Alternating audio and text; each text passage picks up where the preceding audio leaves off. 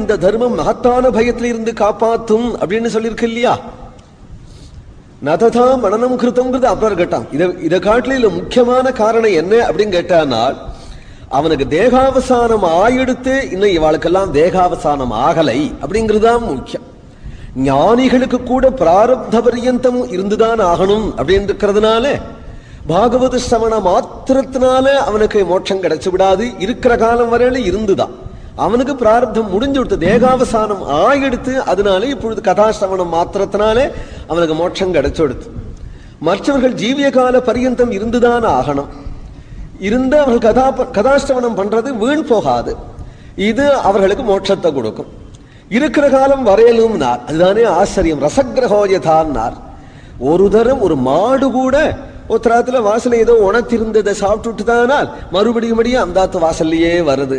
அதே போல ஒரு நாய் கூட ஒருத்தராத்துல ஒரு ரொட்டி போட்டாச்சுனால் மறுபடியும் வருதானால், அப்ப ஒரு சேத்தனன், ஒரு விவேகி பாகவதத்துல ஒரு ஸ்லோகம் கேட்டுவிட்டானால மறுபடியும் வரமாட்டானா? ஏன்னா இவன் ரசிகனாச்சே. மறுபடியும் ரசகிரகோயதா. இந்த ரசத்தை தெரிஞ்சுட்டா என்ன பண்ணுவானால், ஒரு தரம் கேட்பா, நீ கேட்டோமே மறுபடியும் கேட்கலாம். இப்ப என்ன மோசம்? தேகாவசானம் என்னைக்கோ ஒரு நாள் நிச்சயம் உண்டு. அவ தேகாவசான பரியந்தம் நிறைய கேட்டு கடைசி சப்தாகம் ஒண்ணு இருந்து ஒரு கால் மூச்சு போற நேரம் மனனம் இல்லாத போனாலும் கூட ஈஸ்வர கிருபையினால அத்தகைய மனனம் அந்த க்ஷணம் ஏற்பட்டு மோட்சம் நிச்சயம். அப்படிங்கிறதுனால நகி கல்யாண கிருத்கஸ்தி துர்கதிம் தாத கச்சதி நமே பக்தஹா பிரணஸ்யதி தோஷோ யத்யபி நத்யஜேயம் முதலிதான பகுவாக்கியங்கள் இங்க பிரமாணம் இருக்கிறதுனால பக்தனுக்கு ஒரு காலம் துர்கதியே கிடையாது. பக்தனுக்கு பகவான் தான் கதி. பக்தன் தானாங்கிறதுக்கு என்ன பிரமாணம்னால், பகவான் அபிமானப்பட்டுட்டவன் பக்தன். வேற பக்த லட்சணமே நமக்கு தேவையில்லை. பகவானுக்கு பிடிச்சுடுது. பகவான் அபிமானிச்சுட்டானா, பகவான் நம்மள எல்லாரையும் அபிமானிச்சுட்டானாங்கிறதுக்கு என்ன லட்சணம்னால், இப்படி உட்காந்துருக்கோமே. இல்லாதவெல்லாம் இந்த நேரம் எங்கேயோ பறக்கணும். இந்த நேரம் எங்கேயோ பறக்க வேண்டியவர்கள் இவ்வளவு நிம்மதியா உட்காந்துருக்கிறோமே. அவனுடைய லாளனை நமக்கு தெரியறதே. பகவான் கையால தடவறது தெரியறதே. இப்ப ஏற்பட்ட லாளனை, அவனுடைய லாளனத்துல நாம் இருக்கோம் அப்படிங்கும் பொழுது நிச்சயம் அவன் கிருபைக்கு நாம் பாத்திரமாயிட்டோமே. இந்த ஒன்றே போறோம். அப்ப இன்னைக்கு இந்த கிருபை எவ்வளவு சத்தியமோ அதுபோல கண்ணை மூடுற நாளும் இந்த கிருபை சத்தியம் தானே. அந்த கிருபையை ஸ்மரணம் பண்ணிட்டு இருந்தா போறோம்.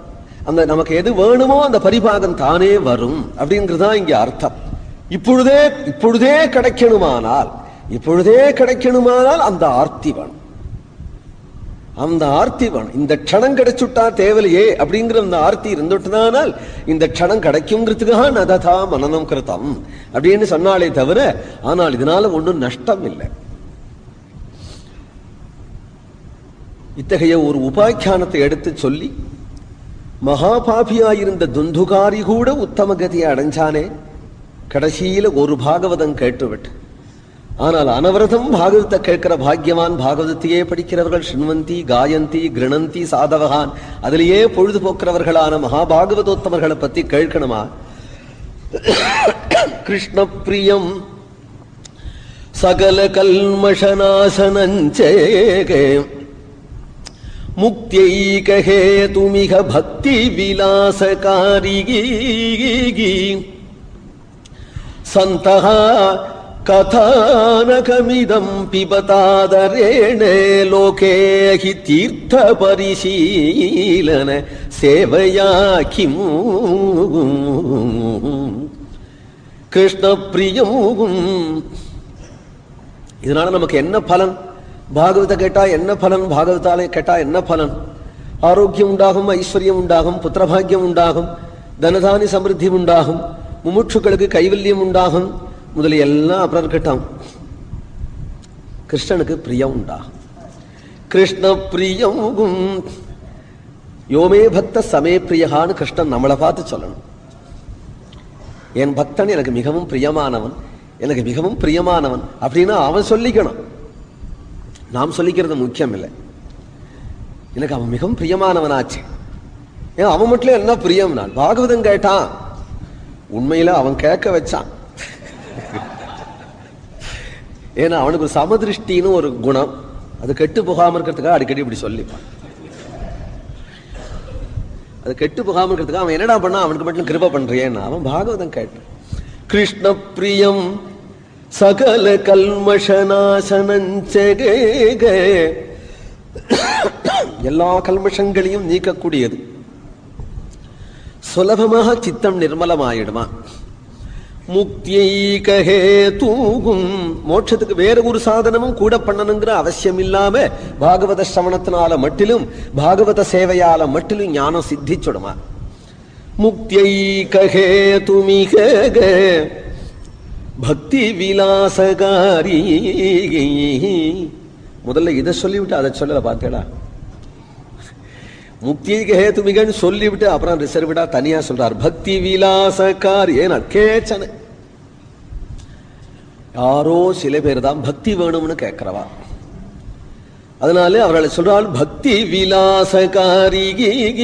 பக்தியே புருஷார்த்தம் என்று நினைத்து எனக்கு பக்தியினுடைய பிரகாசம் ஏற்படாதா, பிரேம பிரவாகம் என் ஹிருதயத்தில் ஏற்படக்கூடாதா அப்படின்னு ஆசைப்படுறவர்களுக்கு இதை காட்டிலும் வேற என்ன சாதனம்? பக்தி விலாசகாரி. ஆகினாலே சாதுக்களே நீங்கள் வாருங்கள், பாகவதத்தை சேவியுங்கள், பாகவதத்தை சேவியுங்கள்ங்கிறார். சந்தகா கதார், இந்த கதாமிருதத்தையே ஆசையோடு பருகுங்கள். இந்த லோகத்திலே நாம் பாவனமாகுவதற்கு, நாம் ஜென்மா உத்தாரணமாகுவதற்கு வேறு என்ன சாதனம், வேறு என்ன சாதனமும் சமப்பட வேண்டாம். லோகே ஹி தீர்த்த பரிசீலன சேவையா கிங்கும். பாகவதத்தை இப்படி சொல்லிக்கொண்டே இருக்கும் பொழுது பக்தி தேவி ஞானம் வைராக்கியம் என்கின்ற குமாரர்களோட அங்க வரலாம். ஒரே கூட்டமா இருக்கு, உட்காரத்துக்கு இடமே கிடைக்கல. முதல்லயே வந்திருக்க கூடாதோ இந்த பக்தி ஞான வைராக்கியத்துக்கு 2 சீட்டு கூட ரிசர்வேஷன் பண்ணி வந்திருக்க கூடாதோ? உட்காரத்துக்கு இடம் இல்லாம பேந்த முழிக்கிறா, எங்க உட்கார்றது? சபாநாயகர் பிரம்மாவா, பிரம்மாவின் இடத்துல விண்ணப்பிச்சென்றால் நான் எங்க உட்கார்றது? பிரம்மாவே உட்காராம நின்றுக்கிறார், எங்க உட்கார்றது அப்படின்னு. இங்க எத்தனை பேர் கதாசிரவணம் பண்றார்களோ அத்தனை பேர் ஹிருதயத்துல உட்கார்ந்து எல்லாருடைய ஹிருதயத்திலையும் பக்தி ஞான வைராக்கியத்தோட உட்கார்ந்து கொண்டாள். பக்தி உட்கார்ந்து ஹிருதயத்துல ஞான வைராக்கியத்தோட திருஷ்டுவா பக்திம் அலௌகிகீம் என்று சொல்கிறார். லோக சாதாரணமான பக்தி எங்கேயுமே இருக்கு, அதுக்கும் பலன் உண்டு. ஆனா பகவான் பிரத்யட்சமா வரமாட்டார். சொல்பம் பக்தி பண்ணா, கபடமா பக்தி பண்ணா கூட பலன் உண்டு. கிருபாளு இல்லையா, பூதனைக்கு கூட மோட்சம் கொடுத்தான்கிறோமே. ஆனா பகவான் பிரத்யட்சமா வர்றது அப்படிங்கிறதுக்கு ஒரு அலாதி பக்தி வேணுமா. அது எல்லாருக்கும் வரமாட்டானாம். தன்மனஸ்காக ததாலாபாக தத்விஜேஷ்டான்னு கோபிகைகள் பக்தி பண்றது போல பக்தி பண்ணணும். அந்த பக்தி வந்துவிட்டான் இப்ப இவாளுக்கு. திருஷ்டுவா பக்திம்னு அலௌகிகி, லோகோத்தரமான பக்தியை பார்த்து பகவானுக்கு அங்க என்ன வேலை? இங்க பண்ற ஒரு பகவநாம சங்கீர்த்தனம் பகவானை ஆகர்ஷிக்கிறது. சகல லோகத்திலையும் இத்தகைய பக்தன் தான் தன்யன்னார். சகல புவனமம் தேகே நிர்தனாஸ்தேபி தன்யா நிவசதி ஹிருதியேஷாம் ஸ்ரீஹரேர் பக்திரேகா ஹரிரபி நிஜலோகம் சர்வதாதோ விகாயே பிரவிசதி ஹிருதி தேஷாம் பக்தி சூத்ரோபநப்தகா. சகல பூவனத்திலையும் யார் தன்யன்னா பகவத் பக்தன் தான். 10 தனம் கையில கிடைச்சவன் தன்னை தன்யோகம்னு சொல்லிக்க முடியுமா? சொல்லிக்கவே மாட்டான், பேசாம போயிடும். சொல்லிட்டா ஆபத்து. ஏன்னா எல்லாரும் இரவலுக்கு வந்துருவாளே. ஆனா நாங்கள்லாம் திவ்யநாம சங்கீர்த்தனத்துல இறஞ்சு சொல்றோம், தன்யோகம் கிருஷ்ணா தன்யோகம் தன்யோகம் தவ நாம கீர்த்தனேன தன்யோகம். நம்மகிட்ட யாராவது இரவலுக்கு வந்தான்னா வரட்டுமே, கொடுக்க தயாரா இருக்கிறோம். ஏன்னா ஸ்ரீகிருஷ்ண கோவிந்த ஹரே முராரே போலோ போலோ ஹரி போல் போலோ போல தான் நாங்க கத்துறோம். கொடுக்க தயாரா இருக்கும். ஏனால் கொடுத்தா குறையவே குறையாது. கொடுக்கிற வியாஜத்துல எங்க வாயில 110 வந்துடுறது. மற்ற தனங்கள்லாம் கொடுத்தா கொடுத்ததுதான், இங்க இருக்காது. இங்க என்ன கொடுக்கறதுலயே எங்களுக்கு வருமானம் இருக்கு. ராம ராம ராம ராம ராம அவன் காதலியும் விழுந்தது, எங்க வாயிலையும் ராம ராம ராமன் வந்ததே, அது ஒரு வருமானமாச்சே. அதனால எப்பொழுதும் நாங்கள் தான் தன்யன்கிறாள் பகவத் பக்தர்கள். சகல புவன மத்தியே நிர்தனா தேபி தன்யா நிவசதி ஹிருதியேஷாம் ஸ்ரீஹரேர் பக்திரே காகா. சாதாரண மனுஷனு காட்டிலும் நல்ல அதிகாரத்துல பதவியில் இருக்கிறவன் பெரிய பணக்காரன். அவனை விட பெரிய பணக்காரன் இந்திர குபேராதிகள் அப்படின்னு சொல்லலாம். இந்திரன் குபேரன் முதலியவனுக்கெல்லாம் கூட சீட்டு கொடுத்திருக்கிறவர் பிரம்மா, லோகாதிபதி. லோகாதிபதிக்கும் ஒரு கட்டாட்சம் பண்ணினவள் மகாலட்சுமி. அந்த மகாலட்சுமி அவனுடைய காலை பிடிச்சென்று தொங்குறாள். அப்ப ஸ்ரீயப்பதியை காட்டிலும் பிரபு உன்னூத்தனை யாருனால் அந்த பிரபுவை தன் ஹிருதயத்துல வச்சு பூட்டி விட்டான். அப்படின்னா இந்த பீரோ எப்பேற்பட்ட பீரோ? ஏனால் அந்த ஸ்ரீயப்பதியான பீரோ ஹிருதயத்துல வந்து வச்சு பூட்டுக்கக்கூடிய ஹரிதாசர்களை போன்ற தன்யர்கள் பிரபுக்கள் உலகத்துல யாரு? நிவசதி ஹிருதியேஷாம் ஸ்ரீஹரேர் பக்திரே காகா ஹரிரபி நிஜலோகம் சர்வதா தோ விகாயே. சாட்சாது பகவான் ஸ்ரீயப்பதி தன்னுடைய லோகத்தை கூட விட்டுட்டு பாகவதாள் ஹிருதயத்தில் இருக்கிறான்ங்கிறார். சர்வதா விட்டுட்டு இங்க வந்துட்டான் அப்படின்னு சொல்றார். அவன் வரது என்ன போறது என்ன? ஏனால் எங்கும் வியாபிச்சவன் தானே பகவான். இங்க இருக்கிறான், இங்க இல்லைன்னு எப்படி சொல்றது? சர்வதாதோ விகாயன்னு நான் கேட்க மாட்டாளா? சொல்றவா சொன்னாலும் சர்வதா வைகுண்டத்தை விட்டுட்டு இங்க வந்தான் அப்படின்னு சொன்னா அரூபமாக சர்வ வியாபகங்கிற ரீதியிலையும் அர்த்தமாகாது, சாகாரமா இருக்கிறனால அர்த்தமாகாது. ஏன்னா சாகாரமாக இருந்த போதிலும் கூட பகவான் வைகுண்டத்தை விட்டு நீங்காதபடிதான் இருக்கிறான்னு சாஸ்திரம் சொல்றது. ஏனால் சாதுக்கள் அங்க அடைஞ்சவர்கள் சதா பசியந்தி சூரையா என்று சதா பார்த்துட்டு இருக்கிறார்கள். அங்க போயும் பகவான் கிடைக்கலன்னா அவன் போக வேண்டிய அவசியமே இல்லையே. அங்க போய் சதா அனுபவம் இருக்கிறதுனால தானே, நீங்காத அனுபவம் இருக்கிறதுனால தானே அங்க போறார்கள். அங்க போய் நீங்க கூடாதுன்னு தானே சொல்லணும். எப்பொழுதும் பகவான் அங்க பார்க்க முடியும். இல்ல அந்த பகவானுக்கு தான் வந்தான், இங்க அவதாரம் பண்ணி வந்தானா அங்க அங்க இருந்த ஆசனம் காலி ஆயிடுச்சுன்னு அர்த்தம் இல்லை. ஆதியன் சோதி உருவை அங்கு வைத்து இங்கு பிறந்தேங்கிறார் நம்மாழ்வார். அந்த பரஞ்சோதி ரூபம் அங்க பாட்டு இருக்கிறா, இங்க ஒரு ரூபம் அலையறதான். மூல ரூபம் அங்க இருக்கா, கோவில்கள்ல பார்த்துக்கலாம். பார்த்த சாரதி எம்பெருமான் உள்ள இருக்கிறானா, மூல விக்கிரகம் அப்படியே இருக்கு. ஆனால் பார்த்த சாரதி உற்சவர் வெளியில வந்து அலையிறார். வெளியில வந்துட்டாருங்கிறதுக்காக மூலவர் கிளம்பி வந்து விடலையே. அதனால மூல நாராயண ரூபம் அசையாம அங்க அதுக்குத்தானே இருக்கான். இவர் மெனக்கட்டு சர்வதாதோ விகாயே சர்வதா விட்டுட்டு இங்க வந்துட்டாரு சொல்லு. அப்படி சொன்னாதான் எங்களுக்கு எல்லாம் உனக்கையா இருக்கு. வைகுண்டத்துல ஒரு கால், பஜனை கூடத்துல ஒரு காலா, சத்தியலோகத்துல ஒரு கால், பலி சக்கரவர்த்தி வீட்டுல ஒரு கால்னா நியாயம். ஏன்னா அவன் தானம் பண்ணினான், பஜனை பண்ணல. தானம் பண்ணினான், பஜனை பண்ணல. எங்க பஜனைக்கு 2 காலாலும் இங்க குதிக்க வேண்டாமோ? அதனால வைகுண்டத்துல ஒரு கால், இங்க ஒரு கால்லாம் ஒத்துக்க மாட்டான். எங்க பஜனைக்கு பூர்ணமா வந்தாடினால சர்வதாதோ விகாய பிரவிசதி ஹிருதி தேஷாம். பகவான் வைகுண்டத்துல இருந்தும் இல்லா இருக்கிறது போல இல்லைன்னா, ஏன் இருந்தும் இருக்கிறது போல இல்லைன்னா, ஒரு ஆத்துக்குள்ள ஏதாவது உடனடன்னு சப்தம் கேட்டாதானே அந்த இடத்துல மனுஷியா இருக்கிறான்னு நம்ம தெரிஞ்சப்போம். கதவை சாத்திட்டு கம்முன்னு இருந்தான்னு கண்டோம்னா இல்லேன்னு கண்டோம். ஒரு நாம கோஷம் கிடையாது அங்க. ஆகினால இருக்கிறாரா இல்லையான்னே தெரியல. பண்டரிபுரத்திலேயோ ஆனவரதம் நாம கோஷம் ஜெய ஜெய விட்டல ஹரி ராமகிருஷ்ண ஹரியும் கேட்கறதுனால இங்க இருக்கிறாப்புல தெரியறதுன்னார். உத்தவன் பிருந்தாவன் சாத்திட்டு கம்முன்னு இருந்தான்னு கண்டோம்னா இல்லேன்னு கண்டோம். ஒரு நாம கோஷம் கிடையாது அங்க. ஆகினால இருக்கிறாரா இல்லையான்னே தெரியல. பண்டரிபுரத்திலேயோ ஆனவரதம் நாம கோஷம் ஜெய ஜெய விட்டல ஹரி ராமகிருஷ்ண ஹரியும் கேட்கறதுனால இங்க இருக்கிறாப்புல தெரியறதுன்னார். உத்தவன் பிருந்தாவனம் வந்தான், மதுரையில கிருஷ்ணனை பார்த்துட்டு தான் வந்தான், கிருஷ்ணன் அனுப்பிச்சு தான் வந்தான், கிருஷ்ண தூதனா தான் வந்தான். பிருந்தாவனம் வந்து இங்க பார்த்ததுன்னு சொல்றான், கிருஷ்ணா அங்க இல்லவே இல்லைங்கிறான். மதுரையில கிருஷ்ணன் இல்லை, பிருந்தாவனத்துல தான் இருக்கிறார், வீட்டுக்கு வீடு இருக்கிறார். இங்கதான் கிருஷ்ண சாநித்தியம் இருக்கு.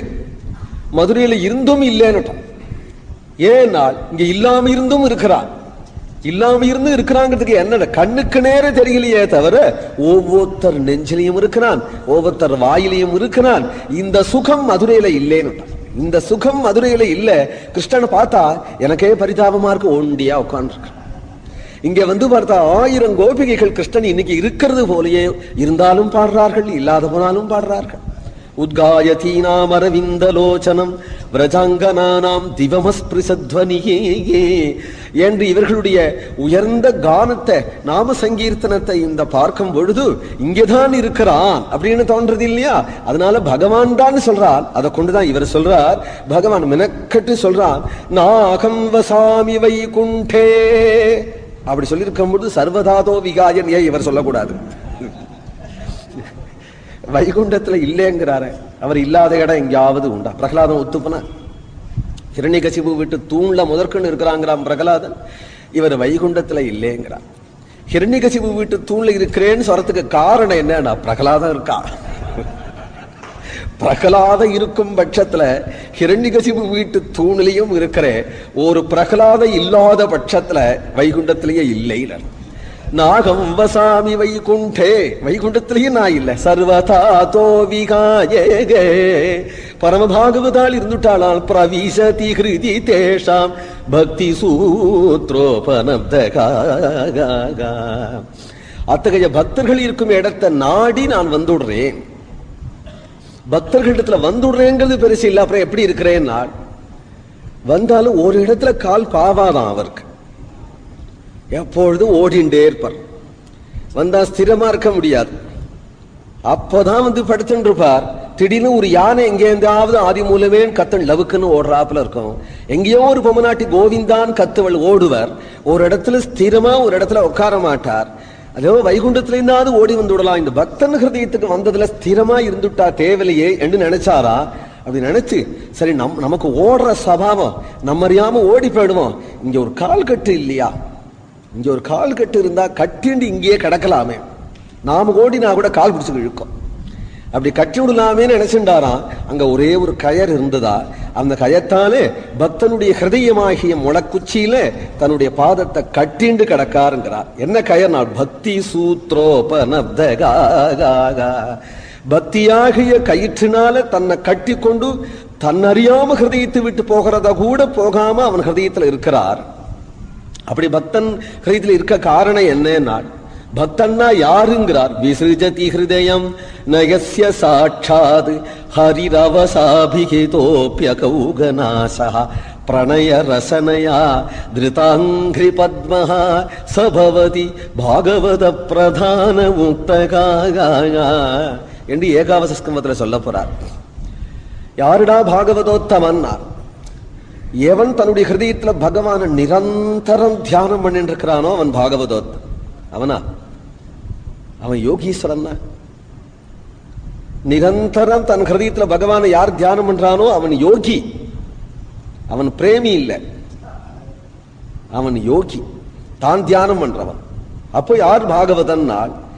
எவன் ஹிருதயத்துல அவன் நிரந்தரம் உட்கார்ந்து கொண்டு விலக மாட்டேன் இருக்கிறானோ அவன் தான் பிரேமி. இவன் அபியாச யோகத்தினால பிடிச்சு வச்சிருக்கிறவன் பீஷ்மரை போல. பிரேமையினால உள்ள பிரவேசிச்சு நீங்க மாட்டேன்னு இருக்கிறது கோபிகைகளை போல. கோபிகைகளை போன்றவாள் தான் பாகவதோத்தமான்னு சொல்ல முடியும். பீஷ்மரை போன்றவர்களை யோகீஸ்வரான்னு சொல்லணும். பீஷ்ம சரபங்காதிகள்லாம் யோகீஸ்வரர்கள், தன் சாமர்த்தியத்தால பகவானை பிடிச்சவர்கள். பகவான் இவர்களுடைய ஹிருதயத்துல வந்து நீங்காம நிறைஞ்சிருக்கிறானா? அதை சொல்றார்.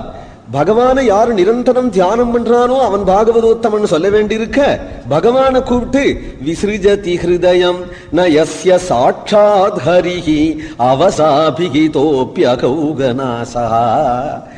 அவன் ஹிருதயத்திலிருந்து வந்துடுடா வந்துடுடான்னு சொன்னா கூட அவன் ஹிருதயத்தை விட்டு பேராம ஹிருதயத்துல இருக்கிறான். 33 கோடி தேவர்கள் வந்து கூப்பிட்டாலும் போக மாட்டேங்கிறான். 48,000 மகர்ஷிகள் வந்து கூப்பிட்டாலும் போக மாட்டேங்கிறான். சித்தர்கள், எச்சர்கள், கிண்ணர்கள் யாரு வந்து கூப்பிட்டாலும் இந்த சுகம் வெளியில இல்லைங்கிறான். பக்தனுடைய ஹிருதயத்தில் இருக்கிற சுகம் கடைசியில நித்திய பார்ஷதர்கள்லாம் வந்தாலும் கூட அவன் ஹிருதயத்தை விட்டு வரதா இல்லை. மகாலட்சுமியே வந்து கொஞ்சி கெஞ்சி கூட்டாலும் கூட நீவனா கூட இரு, நான் வர தயாரா இல்லை என்று ஹிருதயத்துல இருப்பான். ஆனால் விஸ்ரிஜதி ஹிருதயம் ந யஸ்ய சாட்சா, அப்படி ஒரு பாக்கியமா பாகவதோத்தமனுக்கு நான் அதைத்தானே சொல்ல வரேன். அப்படி ஒரு பாக்கியமா பாகவதோத்தமனுக்கு. அப்படி யார் எந்த வைகுண்டபதி ஹிருதயத்துல ஆசைப்பட்டு ஹிருதயத்தில் இருக்கிறானோ அந்த பக்தி அல்லவோ பக்தி. அதுக்கல்லவோ திருஷ்டுவா பக்தின்னு அலௌகிக்கம். அலௌகிக்கமான அந்த பக்தி பாகவத கதாசிரவண மாத்திரத்தினால வராம வேற எப்படி வந்துடும்? அந்த கதாசிரவண மாத்திரத்தினால அலௌகிகமான பக்தி வர உடனே பகவான் என்ன பண்ணினான்? வைகுண்டத்தை விட்டான். இவ்வளவு பாகவதால் இங்க ஆனந்தமகா பகவத் குணத்தை சொல்லி ஆனந்த பாஷ்ப விட்டு ஏதோ ஒரு அனிர்வச்சனீயமான சுகத்தை அனுபவிக்கிறா. இந்த விஷயத்துல நாம் வஞ்சிதனா போயிடக்கூடாது. வைகுண்டத்துல உட்கார்ந்து கொண்டு இந்த ஆனந்தத்துல நாமும் கலந்துக்கணுமே என்று ஆசைப்பட்டு பகவான் அவள் மத்தியில தோன்றினான். பரமானந்த சின்மூர்த்தி மதுரோ முரளிதரகா. எப்படி வந்தான்ங்கிறத சொல்றா. பாகவதோத்தமால் எல்லாரும் சேர்ந்து விட்டா. அப்பா ஆச்சரியமான கோஷ்டி கூடி இருந்தது. பகவான் எல்லாரையும் பார்த்து பகவநாம சங்கீர்த்தனம் பண்ணும்படியா சொல்றான். அவ்வளவு பேர்களும் சேர்ந்துட்டாள். கதாசிரவணம் பண்ணவாளே நாம சங்கீர்த்தனம் பண்றா. பிரஹ்லாதஸ்தாளதாரி தரளகதிதயா ச உத்தவः காம்ஸ்யதாரி வீணாதாரி சுரர்ஷிகி ஸ்வரகுசலதயா ராககர்த்தார்ஜுனோ பூத் இந்திரோவாதி மிருதங்கம் ஜய ஜய சுகராஹ கீர்த்தனே தே குமாரகாயா யத்ராக்ரே பாவவக்தா சரசரச்சனயா வியாசபுத்ரோ பபூவே பிரஹ்லாதஸ்தாளதாரி. பிரகலாதன் கரதாளம் போட்டு கொண்டு குதிக்கிறார். உத்தவன் வெண்கல தாளம் போட்டு கொண்டு குதிக்கிறார். வீணாதாரி சுரர்ஷிகி, நாரதர் வீண வாசிக்கிறார். அர்ஜுனன் ராக ஆலாபனம் பண்றான். ஸ்வர குசலதயா ராக கர்த்தா அர்ஜுனோ பூத். தேவேந்திரன் மிருதங்க வாசிக்கிறான்.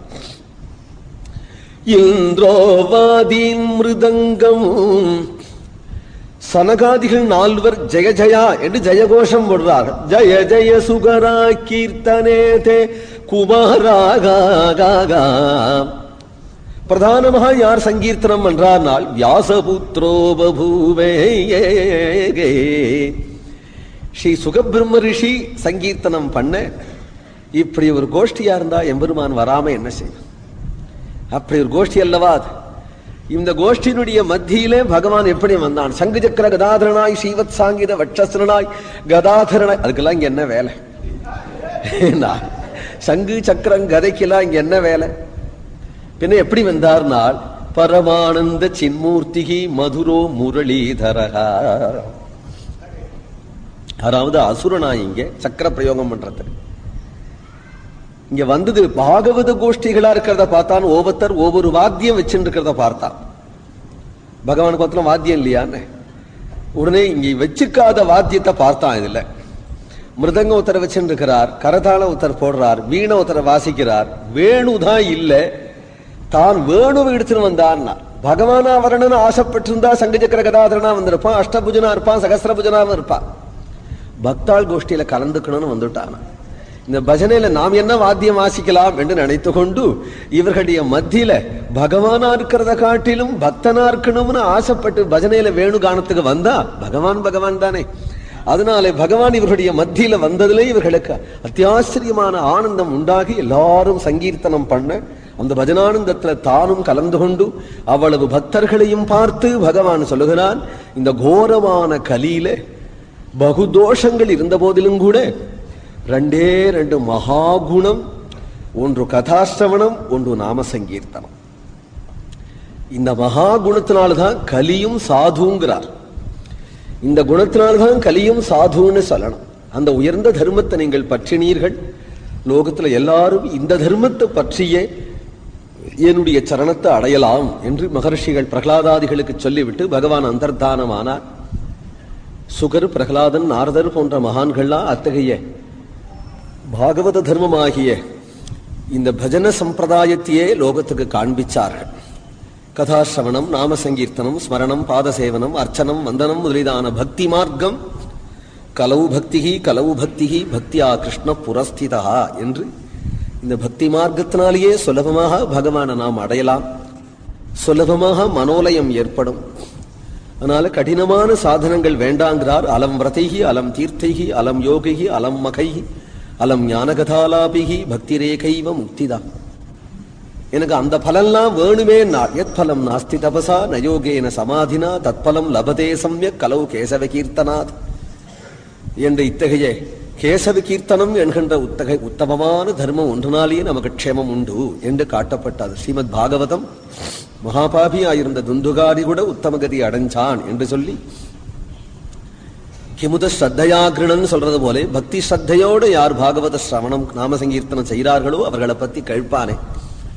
ஆரம்பத்துல சொன்னேன், அனுஷ்டானத்தை காட்டிலும் உத்தாரணம் முக்கியம் அப்படிங்கிறதுனால எல்லா விதத்திலையும் அனுஷ்டானம் பண்ண முடியாத நிலையில தானே லோகத்துல கலியில ஜனங்கள் இருக்கிறார்.